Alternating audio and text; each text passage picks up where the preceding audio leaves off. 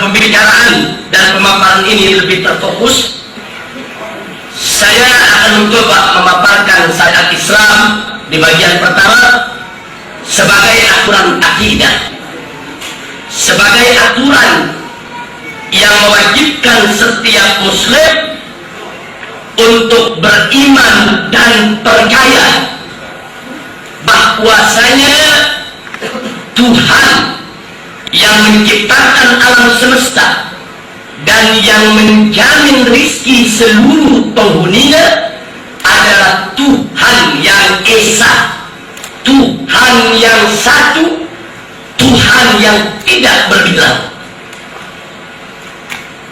Tauhid semacam ini dalam Islam disebut Tauhidul Rububiyah, yaitu tauhid pengakuan, ikrar, keyakinan dan kepercayaan bahwasanya Tuhan yang menciptakan alam semesta dan menjamin rizki segenap makhluk yang ada di dalamnya adalah Tuhan yang Maha Esa. Akan tetapi belum sempurna iman dan Islam seorang muslim kalau dia hanya memiliki tauhidul rububiyah saja. Kenapa? Karena ternyata macam tauhidul rububiyah ini pun ada di agama lain. Karena ternyata agama lain pun mengakui bahwa Tuhan yang menciptakan alam semesta adalah Tuhan yang esa, yang satu, tidak berbilang.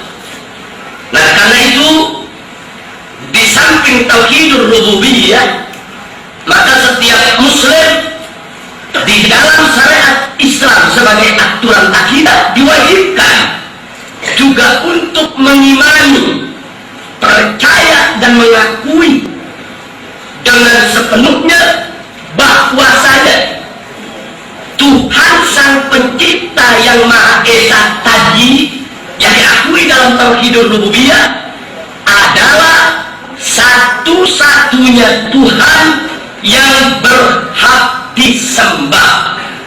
Tidak ada Tuhan lain yang boleh disembah bersamanya, dan tidak boleh Tuhan sang pencipta yang Maha Esa tadi di dalam penyembahan terhadapnya dipersekutukan oleh segala sesuatu apapun.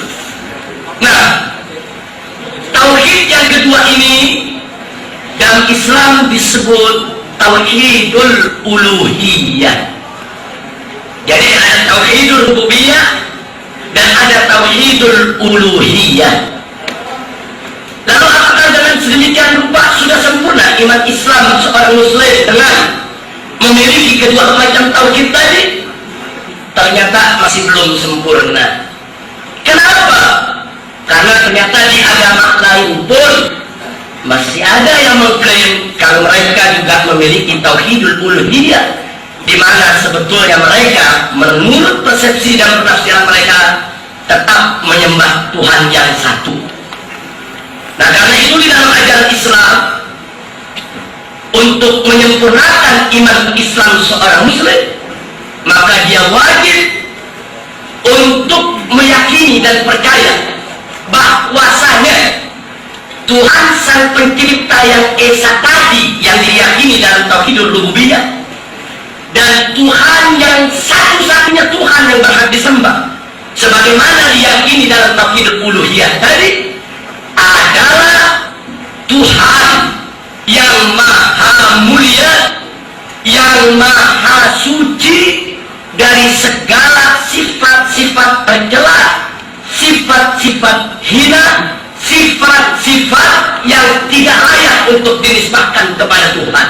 Dan dia harus meyakini bahwa sang pencipta yang esa tadi sebagai satu-satunya Tuhan yang berhak disembah adalah Tuhan yang memiliki nama-nama yang maha indah dan sifat-sifat yang maha mulia. Karena itu kepada segenap hadirin dan hadirat yang saya hormati, dan semoga senantiasa kita semua mendapat petunjuk dari Allah Subhanahu wa Ta'ala, maka dengan ketiga macam tauhid yang sudah kita jelaskan tadi, yang disempurnakan dengan tauhid yang ketiga, yaitu yang disebut tauhidul asma wa sifat.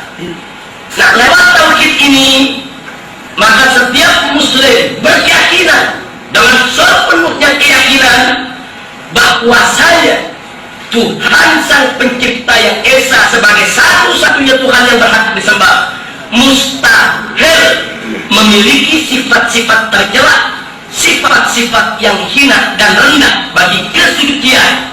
Dan Tuhan itu sendiri seperti sifat menyesal, sifat bosan, letih, lapar, haus, tidur, lemah, tersiksa, mati, kalah, bersyahwat, kawin, beranak, atau menjelma menjadi manusia. Setiap muslim menyatakan bahwa sifat-sifat sedemikian rupa mustahil dinisbahkan kepada Tuhan yang Maha Esa sebagai Sang Pencipta dan Tuhan yang Maha Esa sebagai satu-satunya Tuhan yang berhak disembah.